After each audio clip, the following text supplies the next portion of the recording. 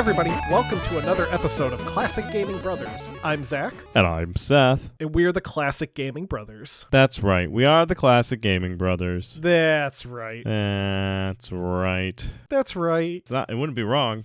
What? Well, we always say that's right. Oh, yeah. It wouldn't be wrong. Well, unless we were masquerading. We weren't actually the Classic Gaming Brothers. Oh, man. What if we weren't the Classic Gaming Brothers? What if we're just two guys that snuck into the studio and took over for Seth and Zach? What if we were the Classic Gaming Cousins? The Classic Gaming, just good friends. Well, we're not that, so we have to be brothers. Wow. Rude. No, I'm not rude. I'm just speaking my truth. Speaking your truth to power. That's right. Well, not to power, to weakness. Anyway. Zach. Yes, Seth. Early beginning part of the year, we put a bunch of things that we wanted to do in our first episode of the year. Yeah, we sure did. That I probably I've done a lot of nothing in that. So let's get to it. And what games are we playing and how they're definitely not on the list of games that we wanted to play. That's true. I have not been playing a game that was on my list. I've been playing a recently released demo, Sonic Galactic, which came out on January 1st of 2025. It's a fan game being developed by Star Team, and it's fun. It's a Sonic fan game, so of course I would like it. I like Sonic games, but it's been kind of one that's been, I would say, very hyped up. There was a lot of Sonic fan community talk about this. A lot of YouTubers that are in the Sonic scene played it. It's a game that's designed to feel like what a Sonic game released on the Sega Saturn could have potentially looked like. And it features a story where Sonic and his pals go to a new island, and of course, Dr. Robotnik is there. It's a demo that's split into 3 levels, with one being only 1 act so far, but it's fun. Despite being only 3 levels long, or 2.5 levels long, it's got a lot of fun areas to explore, a lot of different paths to take. If you play as Knuckles, you have kind of a unique path that you get to go on because Knuckles can like break through certain walls. So it does all the stuff that you'd expect from a Sonic game. There's some new shield abilities. Sonic can do this cool like climb up a wall using his spin dash. So if you like grip a wall while holding down one of the buttons, he'll like spin up it really quick, which kind of makes platforming a little more interesting. But yeah, so far I'm enjoying what I've played, and I'm looking forward to seeing what else Star Team puts out in terms of this project. I will say I've encountered a few small bugs, but it's nothing that other people haven't caught already, so I'm sure those will be ironed out when a future release comes out. This is their second demo, and it looks like they're kind of on good pace to keep putting out demos until they have a full release. So we'll see what a full release will look like, and that's Sonic Galactic. Awesome. Yeah, what about you, Seth? What have you been playing? So recently I've been playing The Root Trees Are Dead, which was released on Steam in January 15th of this year, 2025. It was developed by Robin Ward and published by Evil Trout. It's a genealogical mystery straight up 1998, where you have to use dial-up internet and like newspaper, like the public library and newspaper, like periodical research to uncover hidden connections and piece together the entire family tree of a really rich family, akin to like the Mars Candy Company family, where like it's all like connected back to the company, and there's this really rich founder, and then they had like multiple kids, and the kids, the initial 5 kids were called the 5-pack because that was what their candy was called, and each one was named after a specific flavor of candy within the 5-pack, and then each of those kids had kids. The second generation was called Follow Up or something like that, and then the Rising Stars or whatever were like the kids, and then those kids had kids. So like the 1900s, 1940s, 1970s kind of like generations of people, and then the 1970 people have had kids as well. Essentially what happens at the beginning, the root trees are dead, so there is the current patriarch of the family, who's the current president of the company, goes down in a plane crash with his wife and children, and his children are these like teen models and they're very popular, and you have to figure out, essentially, because they're dead, there's a lot of money that's at stake, and like certain ownership passes on because this person is dead. And so you kind of have to figure out who's who's alive and who's available and who's in the family tree and how are people connected, because only blood relatives can inherit the money from the root trees. So you have to scour the internet and different periodicals for photographs and for hints on what occupation they had and what name they had. And you have to fill the family tree with, like, I want to say there is 50 people in this family tree that you have to fill. And you have to find like a photograph to use, make sure that that's legit. You have to find their name, and then you have to find what job they had. And then you could also, on top of those 50 main root trees that you have to find who are blood related, you also have to find, well, you can find people who are connected to the family but are not connected by blood. And so there's a bunch of people to find and research. One of the things that I like that makes the game a little more tough is that you don't know if it's right until you get 3 people right. So if you only get one person right and you're like, I'm pretty sure this person is right, but you can't get 2 other people right, you won't lock in that first person. So you'll never really know if they're right, but you start to like unlock more. And as you unlock more, you unlock more evidence. There's like a whole different storyline where this person's coming and talking to you while you're in your apartment, because the whole game plays in your apartment, and you have like your computer desk, you have like an alarm clock, you have your desk that you put your evidence on, and then you have a giant cork board with lines and people's photographs that you have to fill in. And it is very much akin to Obra Dinn and Golden Idol. It's a very much styled game where you're like really thinking and trying to extract and build this story in your head while researching these folks. Interestingly enough, helping along Robin Ward, there's a guy by the name of Jeremy Johnston, and Jeremy Johnston actually originally designed and programmed The Root Trees Are Dead for itch.io for a global game jam that was between January 22nd to January 28th of 2023, which I give a lot of props because that's 6 days that they have to put something together. So it was released for free on itch.io, and you can play The Root Trees Are Dead with a very similar story on itch.io. And it was released for free because artwork's really hard to do in that limited amount of time. So they used copious amounts of Midjourney AI that was prompted and guided by Ryan Roos. So because of them using a lot of AI, they didn't feel right to be selling it. So what they did was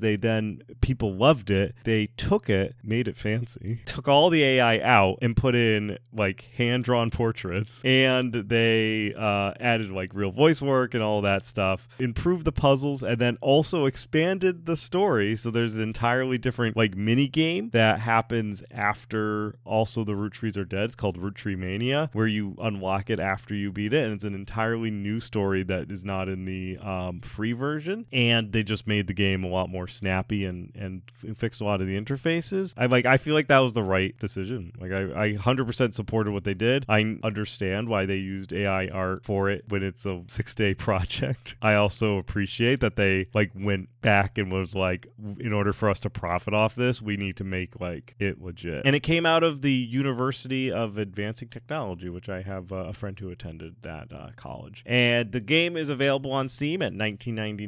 I think it will probably go on sale during the summer sale. There was an entry sale where it was being sold for like 15% off or something like that. So you can wait for a sale. But if you liked Obra Dinn and if you like Golden Idol, the case of the Golden Idol, just get this game. Sounds good. I might do that. Well, getting into today's episode, we're going to dive into a topic that we've previously brushed against. You know, they say when you are talking to people, Seth, that you should really avoid 2 topics, politics and religion. And we've talked about politics before when we did our presidential video game episodes. So now it's time to talk about religion. Specifically, we're talking about some religious video games that are unrelated to the ones that we've previously talked about. Because way back in episode 159, we talked about Wisdom Tree / Color Dreams, the unlicensed developer that created biblical games for the NES and Super Nintendo. We also touched upon the kind of of new religious slash cult side of things when we briefly talked about St. Bride's School and Sister Silverhood in episode 202. For those who didn't listen to that episode, the St. Bride's School was a new religious movement slash cult that ran out of Ireland and also made some PC games. Wisdom Tree and St. Bride's were, of course, not the only religious game developers. In fact, there's a pretty deep history of religious themes that have crossed into gaming, and also games that have an overtly religious connection. Now, for the most part, overtly religious games stayed away from the official market on console games. There, of course, are some exceptions to this rule. For example, at one point, Seth, I believe, played as a Retro Rewind, Noah's Ark, which was published by Konami in Europe, which was kind of like a Mega Man style game where you play as Noah. Though beyond that, Nintendo has largely remained shy about publishing any games that have religious imagery, specifically in the North American market. Nintendo put out a game called Devil's World back in Japan for the Famicom. This actually never saw a release in the North American market due to the fact that it has overtly religious overtones. You play as a dragon that pushes a cross around a maze while the devil controls the screen. There's also games that would have to go through some minor censorship. Legend of Zelda being a pretty strong example of one. In the Japanese version of The Legend of Zelda, the book you pick up is just called The Bible, but in the North American release, it is the Book of Magic. However, they didn't alter the sprite. It still has a cross on it. Well, in the OG Legend of Zelda. Yeah, in the very first, the NES release fun. of Legend of Zelda. So Link picked up the Bible. He's like, this is a good book. And he learned how to use magic from it. Another game that would go through a similar alteration would be the English release of ActRaiser on the Super Nintendo. The original story of ActRaiser actually features you playing as God, and you are fighting Satan, who has taken over the Earth. In the North American release of ActRaiser, God's name has been changed to the Master, and Satan's name has been changed to Tanzra. ActRaiser is a great game. Outside of Nintendo and its rules, there were plenty of other religious games that made it to either other consoles or even probably the more popular choice was the home computer. Home computers, especially in the early days, like the TRS-80, the C64, the Apple II, and the ZX Spectrum, were home to plenty of religious titles. It was largely thanks to the fact that these systems were, in all seriousness, unregulated, right? So certain systems like the TRS-80 and the C64 had cartridge releases. And I would say it would be harder to get a kind of controversial or a very niche topic published on a cartridge. But when it came to putting out games on, floppy or cassette, if you had an access to a floppy disk drive, or if you had an access to a cassette recorder, you could put out a game. Anyone could do it. There was no rules that said you couldn't. So of course there were a large variety of lower budget religious games. In the early 1980s, one company that existed was Bible Bytes. Bytes was spelled with a Y because it's technology. I mean, Bible Bytes with an I would imply a sandwich shop or something. Oh, it's the Yellow Deli. It is the Yellow Deli. That's what 12 Tribes should have called the Yellow Deli. They should have called them Bible Bytes. With an I. But in the company Bible Bytes with a Y was founded by the Conrad family. According to an archive post from kidsoftware.com, a reputable news source, Bible Bytes put out a series of games for the Radio Shack TRS-80 color computer, such as Bible Scramble games, Moses' Rod. We're just going to leave that here. The Church Growth game, shortly following Moses' Rod. Heavenly Mansions, Mana from Heaven, and the Rapture game, to just name a few. The games would be distributed at Christian bookstores and church conferences. Nothing like getting a coffee and Moses' Rod while you're out there. The games were designed in BASIC, making them easy to port over to other systems, but also meaning that they could rebundle the games as textbooks that could be used by parents to teach kids about programming. Outside of Bible Bytes, other companies dipped their toe in the, well, we wouldn't say lucrative, but certainly inventive world of religious-themed games. One in particular is Red Sea Crossing, developed by Steve Stack Incorporated in 1983 for the Atari 2600. Not much is known about the game, as it was only discovered to exist thanks to a copy being found at a garage sale in 2007, where you find most things that are not known to exist. However, what has been learned is that the developer, Steve Shustak, self-published the game and sold it exclusively through a single magazine advertisement. Now, are we talking about one advertisement taken out in one magazine? One that has been discovered, yes. But that magazine had multiple publications of Yes. that one issue. So one issue of a magazine had his advertisement for Yes. Red Sea Crossing. According to the advertisement that was found in the 1983 issue of Christianity Today, the game, Red Sea Crossing, came with an audio cassette that was recorded by Dale Evans Rogers, the second wife of the famous singing cowboy Roy Rogers. Also, founder of a fast food restaurant chain. Was he I think they just named it after him, right? I think they did too. I don't think he founded it. But I have fond memories of going to Roy Rogers, and I've never listened to his music, but I know who he is. I know he's a cowboy, and he sells wilted salad in the salad bar, and you can build your own burger. Also, their toilets were slightly cleaner than the ones down the street at the Pilot. Yeah, well, that's not saying much, since toilets at Pilots aren't notoriously known for being clean. The Red Sea Crossing game didn't sell well, possibly because they only took one advertisement out. But we know that evidence that this game didn't sell well because it was found in a garage sale in 2007 and nobody knew it existed before that. And some believed that it was fake when they found the game. However, Steve Shustak was contacted and confirmed it was developed, and in 2011 the advertisement would be located, and now we've found a second copy of the game that was found in 2012. The first copy of Red Sea Crossing was sold at auction for $10,400, and the second copy, found in 2012, sold for $13,877, which, you know what that says to me? Is that somebody wanted that $10,400 one and was mad that it sold out before they could buy it. Yeah.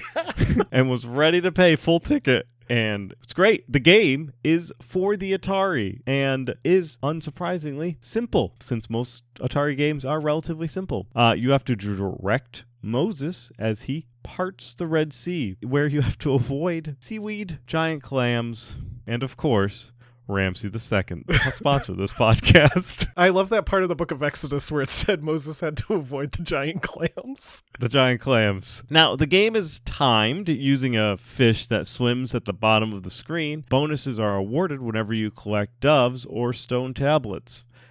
Didn't he have only 2 tablets?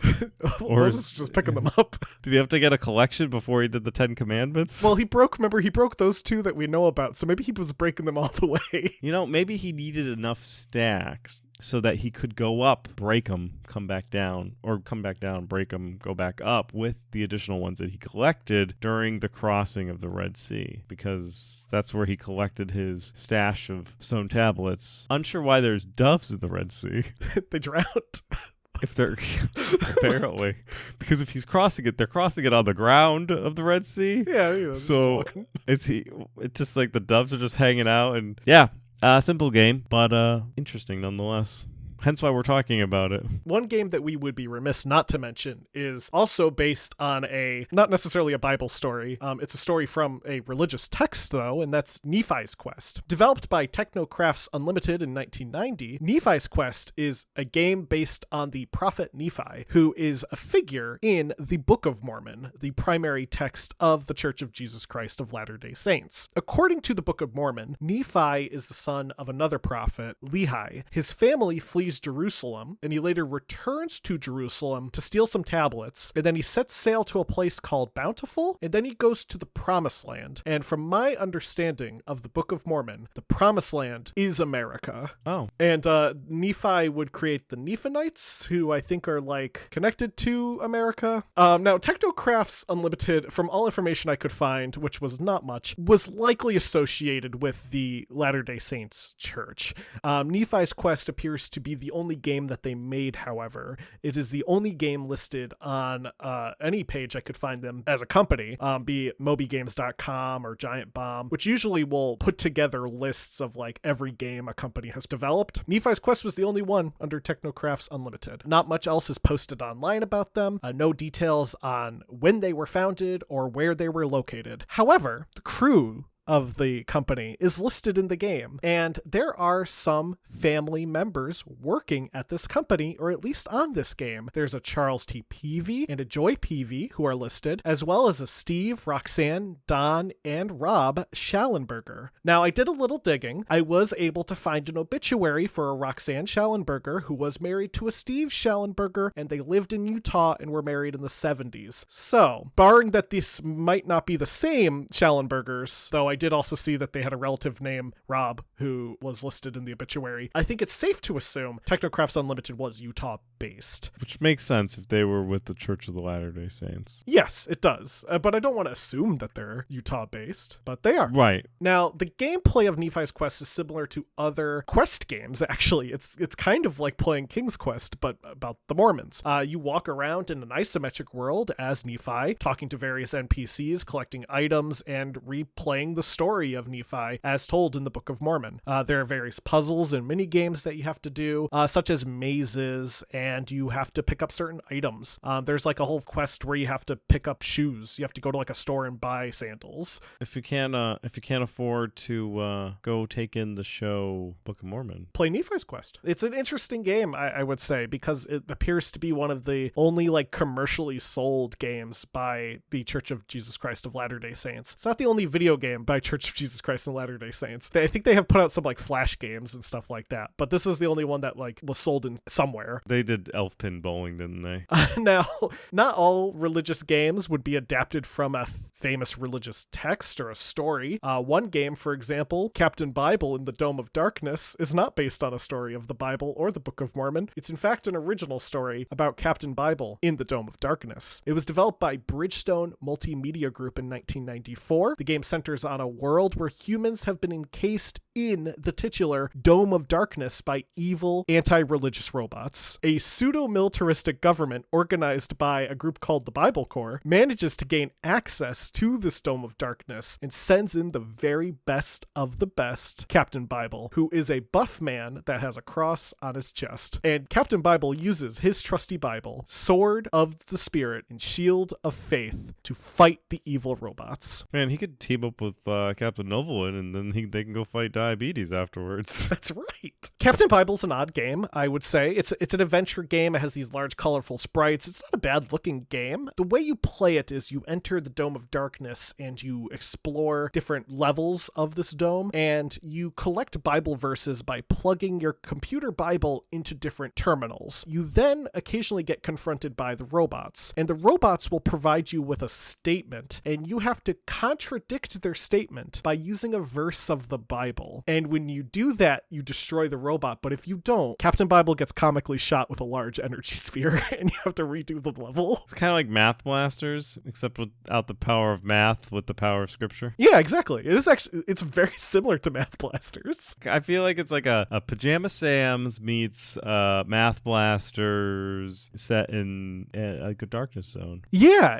If the Darkness Zone was like a large military complex run by atheist robots. The worst kind. Now, the idea is that you're contradicting the robot's statement using your ammunition, quote unquote, of collected verses. And when you can match the right verse, the robot is defeated. Now, the company that made Captain Bible in the Dome of Darkness, Bridgestone Multimedia Group, is no stranger to religious-based media. They were founded, according to their website, in the quote unquote early 1990s in Southern California. The company is still around today. They have offices located in Chicago, Sioux Falls, Grand Rapids, and Phoenix. And they don't put out video games anymore, for what I can tell. They primarily produce low-budget films, such as a film called Hank's Christmas Wish 2, The Nutcracker, or another film called Lost in the Maze.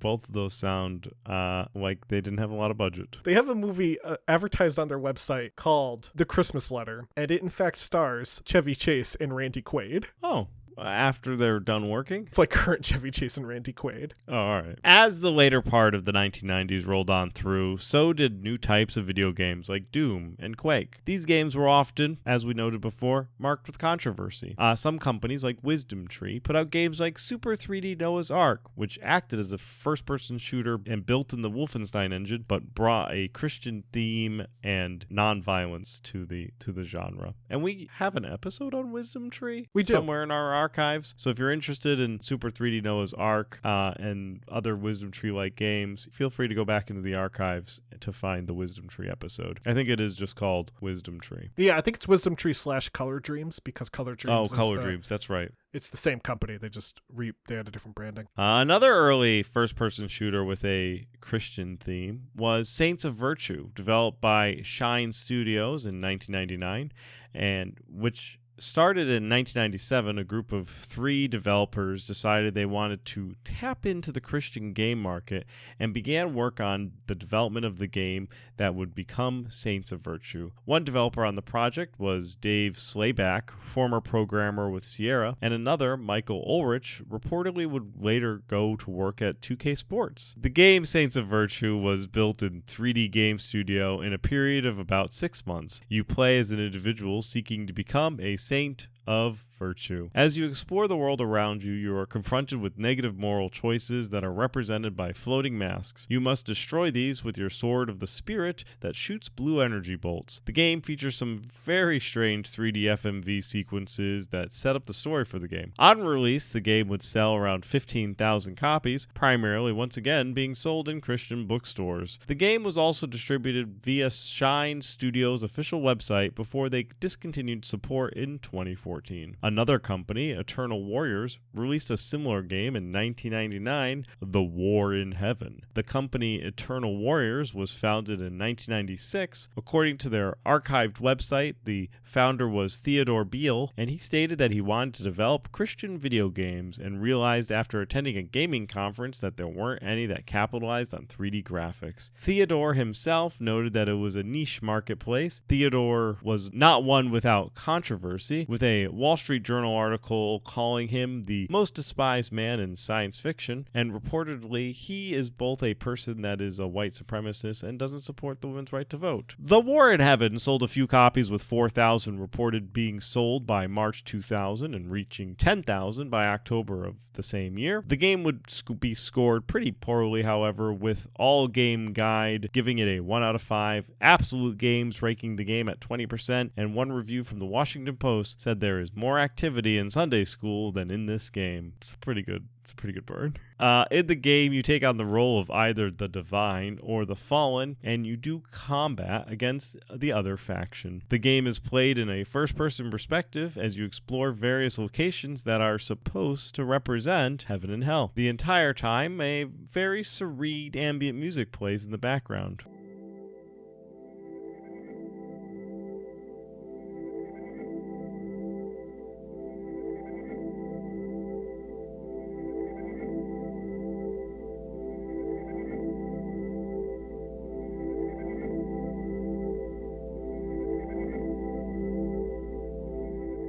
I imagine this game without ever seeing it, what it looks like, and I'm sure it won't be that far from what I'm imagining. A similar religious-themed first-person shooter, Katechuman, I believe that's how you say it, Katechuman, would be released in 2000. Developed by Enlightening Software Development, the idea came about when the company's founder, Ralph Bagley, played Doom and Quake and reportedly felt very uncomfortable with the violence due to the fact that he was a minister. He attempted to attain funding for a religious first-person shooter, but was unable to do so until the events of the Columbine High School Massacre in April of 1999, which brought a lot of anti-violence in video game sentiment to just the media scene. In fact, that month of that year, April of 1999, Bagley was able to raise $1 million for this game that he wanted to make, and he hired on the staff of Trilobyte Games, who had been laid off in February of that year. Trilobyte, for those who don't know, were the people who developed The Seventh Guest and The 11th Hour. So Trilobyte shut their doors in February, and Bagley said, hey, want to come work with me and make a Christian first-person shooter? And they said, we need a job. Bagley had initially thought about making the game solely aimed at Christian players, but he decided it was better to appease to a wider market.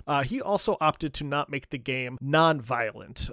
He wanted the game to be about spiritual warfare, so there is violence in the game. The game took about 8 months to develop, costing $850,000 in development costs. The game was developed in Genesis 3D Game Engine, which was a free and open source engine beyond the fact that you had to pay a $10,000 license for companies to provide closed source changes. The game takes place in the Roman Empire, and you play as a catechumen, a name for a novice Christian who is trained in secret. Your goal is to save other Christians from captivity and use your swords of spirit to defeat the demons and convert Romans. The game released in 2000, primarily being sold in places like CompUSA, Walmart, and Babbage's. It also distributed on a small up-and-coming website that some people might know. It's still around today. It's called Amazon.com. Around 20,000 copies of Catechumen would be sold in its first week, with about 86,000 reportedly being sold by August of 2006. Game actually scored decently with mixed reviews, I would say. Just Adventure gave the game a B. USA Today gave it a 3 out of 4. Game Revolution gave it a D-, and CNET scored it a 4 out of 10. So that is generally considered mixed. A sequel, Ominous Horizons, would be developed and released in 2001. The team worked to improve some of the criticisms of Catechumen, primarily with players who had issues with the first game's AI and level design. The sequel has you play as an assistant to Johannes Gutenberg, and you're tasked with obtaining the master copy of the Gutenberg Bible, which has been stolen by the devil. I mean, that is something. If the devil was to steal anything, the Gutenberg Bible, which is a very valuable Bible. I mean, he might just want it for the value of the monetary value, right? like the original Gutenberg Bible is probably worth millions. It's like where in the world is Carmen Sandiego, but in this world, Carmen Sandiego is played by Satan. Now, the assistant to Johannes Gutenberg is armed with 3 weapons, and he's also given the various Bible verses that you collect to aid in your mission. All right, so everyone knows that the Bible was stolen by Satan. They task the assistant. Yeah, I guess Gutenberg was busy. Gutenberg's like, well, I've got to work on my press. that may be a priceless work of art and one of the greatest printings that I've ever created. And the devil himself stole it, but I'm not fighting the devil. So I'll send my assistant. It would have been a better game if you got to just play as Gutenberg. It would be a better game if you just played as Gutenberg. There's no reason why Gutenberg can't be a badass with 3 guns. Oh, one of the weapons could be a mini press. Oh, little mini press. He could press Satan. He could throw the letters at people. Oh yeah, it's like his ranged weapon. Yeah. And then he could just have like a press as a melee attack, and then you're just pressing Satan's face into the He's got press. grenades full of ink that he chucks to blind people. Look, we could make a whole game about Gutenberg fighting Satan. Now, Ominous Horizon would cost them about $1.6 million to produce. Reportedly, it is one of the most expensive Christian games ever developed. It would sell about 50,000 copies by July of 2005. Despite having decent sales, Enlightening did not even break even with either of their 2 games, and they would shut their doors shortly after the release of Ominous Horizons. In 2006, the book series Left Behind was adapted into a game called Left Behind Eternal Forces. The book series, written by Tim Lahai and Jerry B. Jenkins. I really like the name Jerry B. Jenkins. Me too. It's such a good name. It takes place in a post-rapture Earth during the 7-year conflict that is featured in the Book of Revelation. The world has fallen to the Antichrist, and non-believers who have converted now lead a resistance to the Antichrist. The video game adaptation Left Behind Eternal Forces is a real-time strategy game developed by Inspired Media Entertainment. The company was founded by an entrepreneur named Troy Lyndon, who primarily wanted to work on video games tied into the Left Behind series, though the company would later evolve into an online hub for other Bible-themed games. The game, the Left Behind Eternal Forces,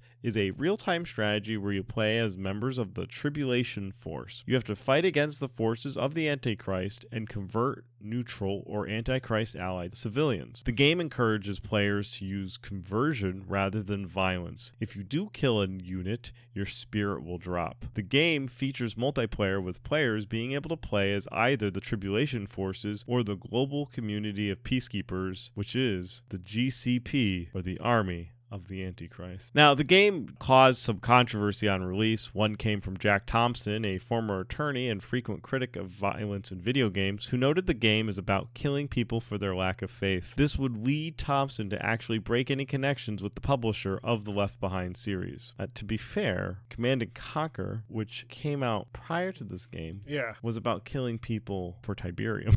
And Warcraft is about killing people because their skin's green. So killing people about their lack of faith, we could dictate the morality of that all day long, but it wasn't anything new in video games. The game received additional criticism from other groups of people anti-violence, such as progressive Christian groups, the American Atheists, and the Anti-Defamation League. However, in the Anti-Defamation League's criticism, they did note that violence, as we mentioned earlier, was discouraged in the game as conversion was the preferred method. Another controversy would be in the plan to include copies of Left Behind Eternal Forces in Operation Straight Up, which is a care package organization that operates under the United States Department of Defense American Supports You program, where they essentially make care packages for troops abroad, which is a great initiative that multiple organizations do, not just Christians, but they all make these care packages for troops. However, in Operation Straight Up, they wanted to include this game, 2 soldiers in Iraq, and they were planning on doing it until the media covered it, and the OSU decided, maybe we shouldn't send games about killing or converting enemy troops to our troops. In the game, you convert, non-Christians or kill them. And they're like, maybe we shouldn't send this to people in the population that is largely non-Christian. They're like, this is more, what we're doing is more akin to going after Tiberium, which is perfectly fine. It's not like the Crusades. Right. There needs to be a distinction. Remember, retrieving a natural resource, that's fine to do. Going in and converting people to your religion, maybe not so much. They should have included copies of Command & Conquer. They should have included copies of Command & Conquer. Now, that will do it pretty much for our religion in video games discussion, where we broke down some interesting games in the history of video gaming that do cross paths with religion. If this topic was interesting to you, or if you want to hear us talk about some more of these deeper topics, I guess, let us know. But before you can let us know, we should talk about our retro rewinds. Seth had me play Virtua Racing. Virtua Racing was released in 1992. It was developed originally as a proof of concept, and it would be released in both the arcade and later on the Sega Genesis. And I played the Sega Genesis version because that's the version Seth told me to play, and it's pretty darn good and also pretty impressive. It's a racing game. You play as an F1 racer, you're going down a track, and it's fully 3D. It's a 3D polygonal game. I'm not going to say the 3D graphics are amazing. They're certainly not up to par with, 3D racing games today. These graphics are very simple, but at the same time, it's 3D graphics being done on the Sega Genesis, and that was pretty cool. The original cartridge actually came with its own specialized chip, able to render 9,000 polygons a second. Virtua Racing is probably a game that we could do a whole episode on, so I'm not going to spend too much time talking about kind of the niftiness of it, but I will say it's pretty good. It is kind of your standard run-of-the-mill racing game. There's nothing super exciting that happens besides the fact that it's kind of novel that it's this 3D game playing on a Genesis. Though I do think it holds up. I think it's worth trying out, and yeah, that's Virtua Racing. Next week, though, Seth, you can play Donald in Maui Mallard for the Sega Genesis. Oh, that sounds great. Now, Zach had me play Turok 3 Shadow of Oblivion, which is an action video game developed by Bit Managers and published by Acclaim Entertainment, and was released on the Game Boy Color in 2000 for both the North American and European markets. The game, Turok 3 Shadows of Oblivion, hit the market at the same time the game, Turok 3 Shadow of Oblivion, was released on the N64. However, the game and story are different, which thankfully they did not have a first-person shooter ported to the Game Boy Color directly. It is in fact a top-down action game where you either drive a vehicle around and blast things, or you walk the character Turok around on foot while going through levels with lots of enemies. In the story, Turok is aiding a peaceful group of dinosaurs to fight the rebel dinosaurs. And if you're wondering what a dinosaur is, we did talk about Turok in a Turok episode, but dinosaurs are just... We did do a Turok episode. I'm pretty sure we did a Turok episode. I believe you, but I don't remember. Yeah, I'm pretty sure we've done a Turok episode. If we haven't, buckle up. We'll do one. But I think we did one already. But a dinosaur is essentially just a dinosaur person. And they fight humans, and sometimes they fight each other. And in this particular time, Turok's helping the dinosaurs who like us to fight the rebel dinosaurs dinosaurs who want to start an internal war against the other dinosaurs. All right, so let's talk about this game. I'm gonna say it's okay. It's a fine top-down Game Boy Color game. It would distract you if you were playing a game, and it's short enough that you can probably play the game in maybe an hour or two if you knew how to play games. I don't, so I would probably take me longer. But one thing that stuck out is in the introduction of the movie that I watched, there was essentially a glorified PowerPoint of two slides and some text. But they said that they equipped Turok with all of the resources, and then he's dropped into the game in a tank, which kind of implies that he has all the resources, right? Because he's driving a tank. But when he gets out of the tank, he's shirtless and he has a knife, which I don't feel like is all the resources. I feel like a shirtless person with a knife is 0 resources. But they're like, oh, sorry, we spent the budget on the tank, so yeah, I have this knife.